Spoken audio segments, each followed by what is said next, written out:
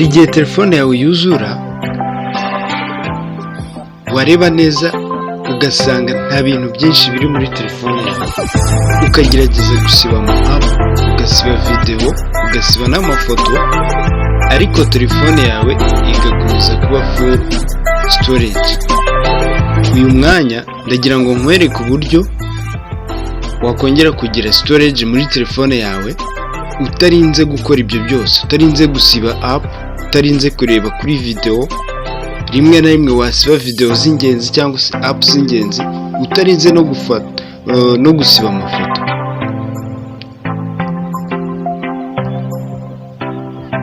Kurikira tugendane nkwereke uburyo uzajya ubigenza. So hari uburyo bubiri bwo kugarura storage, ariko uyu munsi tureba kuri WhatsApp.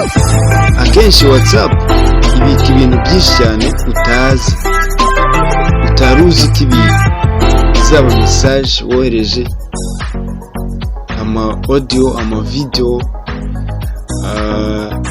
amafoto, byose WhatsApp ntabwo ijya ibitakaza, ihora ibibitse. So rero niba ushaka kongera kugira storage, iza muri WhatsApp yawe, uze hano hejuru kuri tuno tudomo dutatu utungutu, ukande hano kuri setting. Numara gukanda setting, uze hano handitse storage and data. Numara gukanda hano ka storage and data, barakuzana utundi tuntu twishwitemo. Kano ka mbere kitwa manage storage, ukiyakanda barita bakuzana urutonde rw'abantu bose mwagiranye chat. Ku rutonde harabanza abo woherereje cyangwa bakohereje ibintu byinshi, cyangwa se ibintu bifite megabyte nyinshi, cyangwa bifite storage nyinshi. Noneho hejuru hari ibindi bintu bishobora kuba birengeje megabyte 5. Ubwo ni ibintu nabyo biremereye. Hanyuma ugenda ureba kuri buri muntu ibintu mwoherezanyije, media. Ubwo ni ukuvuga media,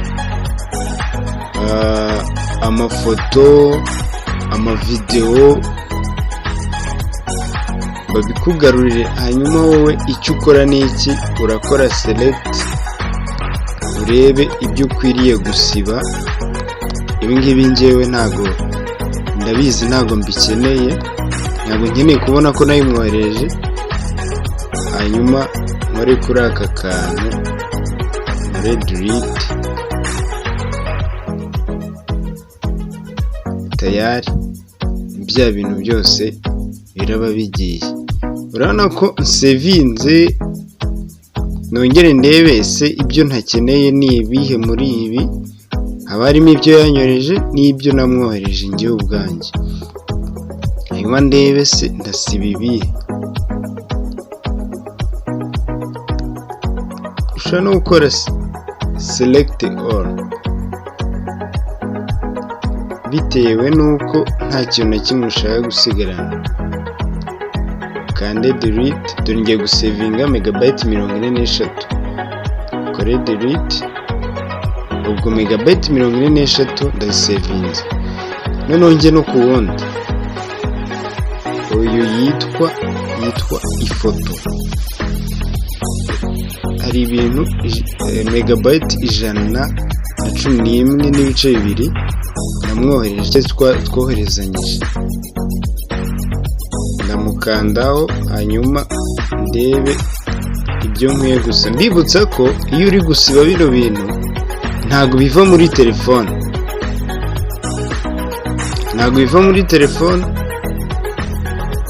ahubwo biva muri WhatsApp. Kuri telefone n'ubundi bigumaho muri telefone. Niba ari amafoto, niba ari video, iyo ugiye kureba muri telefone n'ubundi ziba zikirimo. Ahantu biva muri media ya WhatsApp niho bivamo gusa, naho muri telefone iyo ubishatse n'ubundi biba bikirimo, ariko ukaba n'ubundi wamanaginze storage yawe. Ukagenda ureba byose ugahitamo ibyo usiba mu rwego rwo kugira ngo umanaginge storage yawe. Ukorera no muri ibintu birengeje megabyte 5 ukaba warebamo ibyo usiba.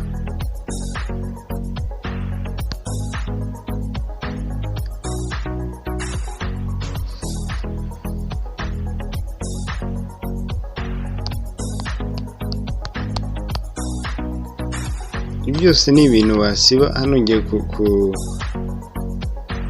gusevinga megabyte 78 tayari. Telefone yanjye yongeye kugaininga storage.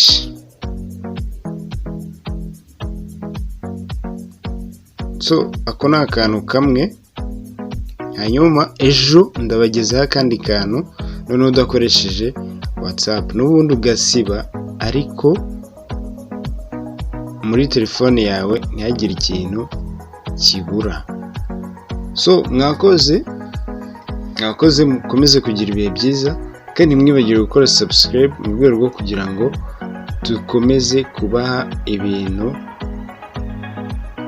bikenewe.